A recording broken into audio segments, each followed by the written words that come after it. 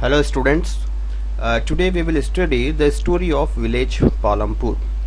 The purpose of the story is to introduce some basic concepts related to production, and this we do through a story of hypothetical village called Palampur.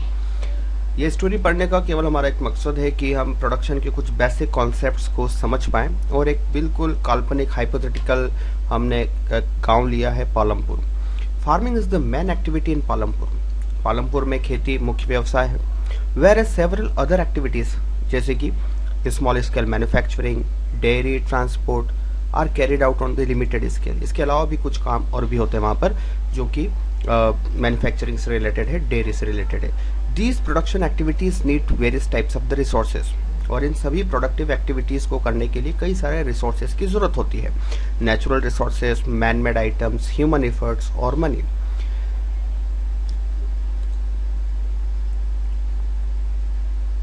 तो story को हम आगे बढ़ाते हैं। Palampur is well connected with the neighbouring village and towns. Palampur के आसपास कई सारे गांव भी है, कस्बे भी है। रायगंज एक big village, Raiganj a big village is 3 kilometers away from the Palampur and all weather road connects the village to the Raiganj. Raiganj Palampur से ऑल वेदर रोड से कनेक्टेड है। ऑल वेदर रोड का मतलब होता है कि रेनी सीजन में भी हम रायगंज आ जा सकते हैं। और further on to the nearest small town of the Shahpur, और रायगंज से थोड़ा आगे एक कस्बा है that is called Shahpur. Many kind of the transports are visible on this road. Road पर कई तरीके के ट्रांसपोर्ट व्हीकल्स वहाँ पर दिख रहे हैं, जैसे कि बुलक कार्ट, बैलगाड़ी, टोंगा, बोगीज, वुडन कार्ट जो ठेला गाड़ी है, लोडेड विद द जैगरीज जिस पर गुड़ है, and other commodities. Motor vehicles, motorcycles भी दौड़ रही है, जीप्स हैं, tractors and trucks. This village has about 450 families belonging to the several different castes. इस गांव में लगभग 450 परिवार रहते हैं जो कि अलग अलग जातियों के हैं। The 80 upper caste families owns the majority of land in the village. इस गांव के लगभग 80 परिवार जो कि ऊंची जाति को बिलोंग करते हैं, उनके पास ज्यादातर जमीन उनके पास में है। Their house, some of them quite large, इनके घर बड़े और made of bricks with the cement plasterings। घर बड़े और पक्के मकान इनके हैं। The SC Dalit comprise 1/3 of the population and live in the one corner of the village. जो दलित है, एससी है, वो गांव के किसी कोने में, और उनके जो घर है वो भी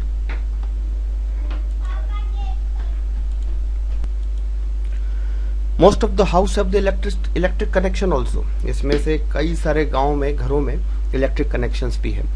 Electric power all the tubewells in the field. Electric power all the tubewell in the fields and used in the various types of the small business.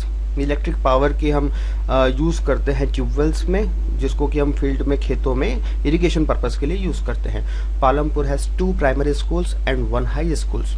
There is primary health centre run by the government. यहाँ पर एक primary health centre भी है जो कि सरकार चलाती है, और एक प्राइवेट डिस्पेंसरी है जहाँ पर बीमार लोगों का इलाज होता है। सो ये सारा जो डिस्क्रिप्शन दिया है ये किसी पालमपुर गांव का दिया है, जिसमें कि ट्रांसपोर्टेशन सिस्टम भी बताया है, रोड बताया है, रोड पर क्या क्या चीज़ें हैं वो सारी चीज़ें यहाँ पर बताई है। इलेक्ट्रिसिटी अवेलेबल है, इरिगेशन फैसिलिटीज़ अवेलेबल है, स्कूल है, हेल्थ सेंटर्स है, ये सारी फैसिलिटीज़ इस गाँव में अवेलेबल है।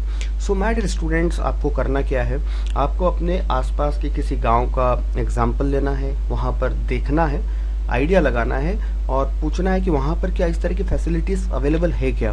तो और उसका एक आप अपने कॉपी के अंदर लिखिएगा कि क्या किस तरह की फैसिलिटीज़ उस गांव में अवेलेबल है। तो अगर ज़्यादा फैसिलिटीज़ अवेलेबल है तो हम कह सकते हैं कि that particular village is developed village. So we continue our story. The story of Palampur and imaginary village. मैं फिर से बता दूं, ये एक इमेजनरी विलेज है, वास्तव में इस तरह का कोई गाँव नहीं है।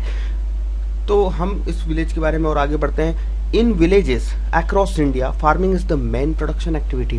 ज़्यादातर भारत में हर गांव में खेती ही मुख्य व्यवसाय है। द अदर प्रोडक्शन एक्टिविटी, खेती के अलावा कुछ जो अलग काम होते हैं उसको बोलते हैं नॉन फार्मिंग एक्टिविटीज़, जिसमें स्मॉल मैन्युफैक्चरिंग। स्मॉल मैन्युफैक्चरिंग का मतलब होता है कि कॉटेज इंडस्ट्रीज, जिसमें कि कुछ हाथों से बनाई हुई चीज़ें, जनरली जैसे टेलरिंग शॉप हो गया या पॉटर हो गया या फिर इसके अलावा कुछ ब्लैक स्मिथ वर्क करते हैं, फर्नीचर का वर्क करते हैं, ये सारी चीज़ें आती है स्मॉल मैन्युफैक्चरिंग के अंदर। Transportation like buses, auto rickshaws, loading vehicles, shopkeeping like grocery stores, ये सारी चीज़ें आती है नॉन फार्म एक्टिविटीज़। तो विलेजेस के अंदर दो तरह की एक्टिविटीज़ होती है, एक तो फार्मिंग एक्टिविटीज़ और एक होती है नॉन फार्मिंग एक्टिविटीज़। सो हम इन दोनों के बारे में डिटेल में पढ़ेंगे, लेकिन पहले प्रोडक्शन के कुछ बेसिक कॉन्सेप्ट्स को समझ लें। तो we are moving ahead. What is production and what are the arrangements we have to do to get the production. So the production, organisation of production. So productions के लिए arrangements करना, to get the things produced. For that we have to arrange something, that is what organization of production. So there is 4 requirements to get things produced. What are the 4 things? Number first thing is land. किसी भी goods और services के production के लिए सबसे first and foremost requirement होती है land की।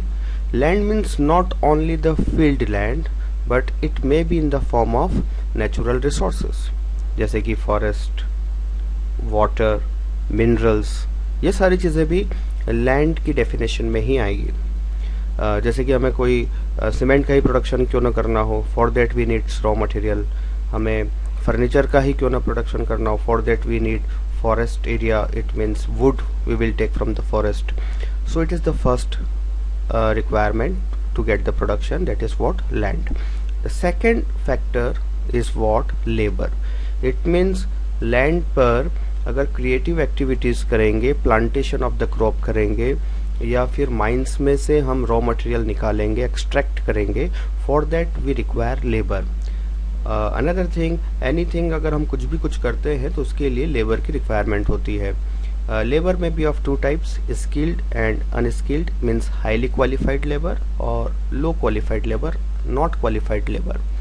आप देखते हैं कि अगर किसी कंपनी को लीड करना है, डायरेक्टर की ज़रूरत होती है, director, marketing manager, production manager, all this managers are generally highly qualified. So labour is of 2 types, highly qualified labour and not qualified labour. For the laborious job, hard work type of job, down to earth type of job, for that requirement of non qualified laborers, but to do some intellectual job, for that required highly qualified labor. Then after, the third factor which is required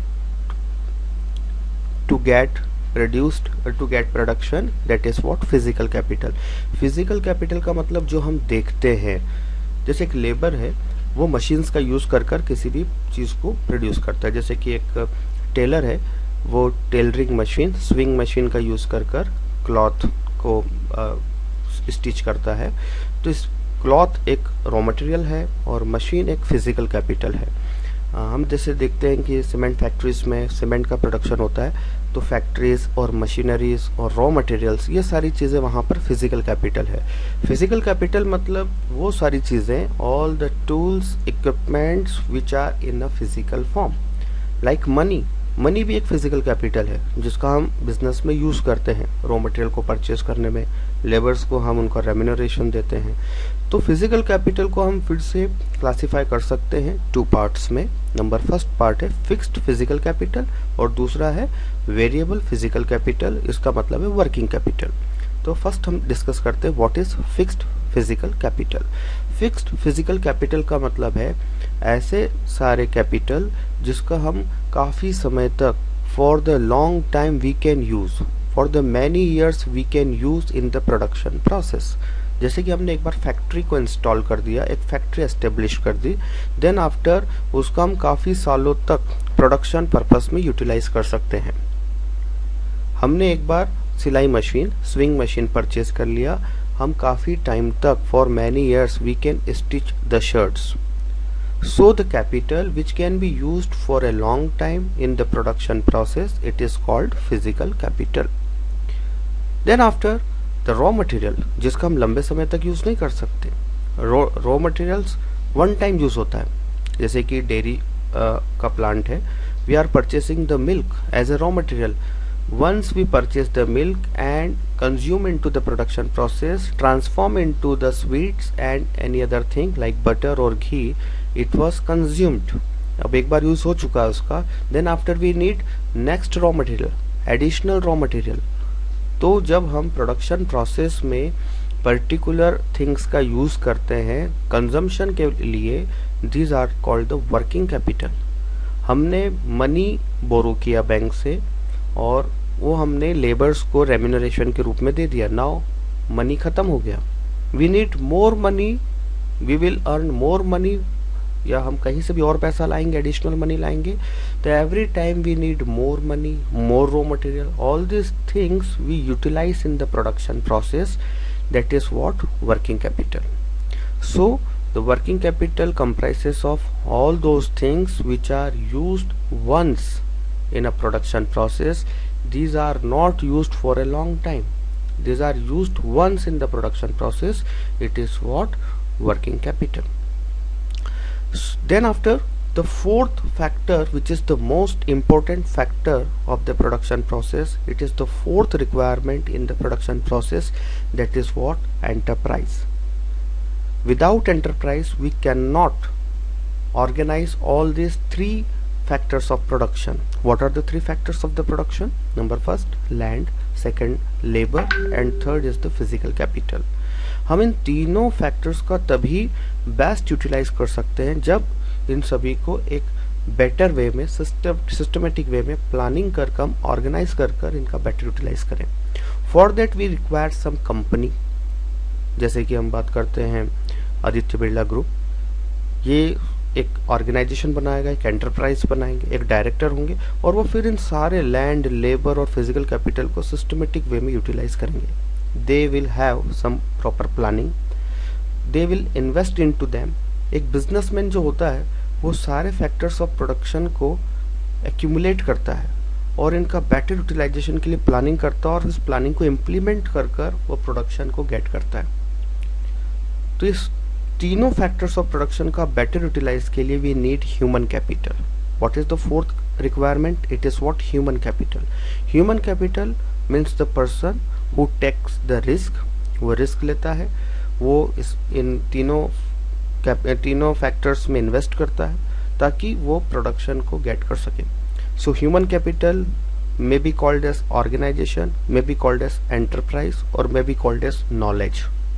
So these are the four factors of the production. Number first land, labor, physical capital and the last human capital. My dear students, please go through the picture 1.2 और इसमें आपको identify करना है land, labour, physical capital और human capital. Then after we will continue our story of Palampur in the next session.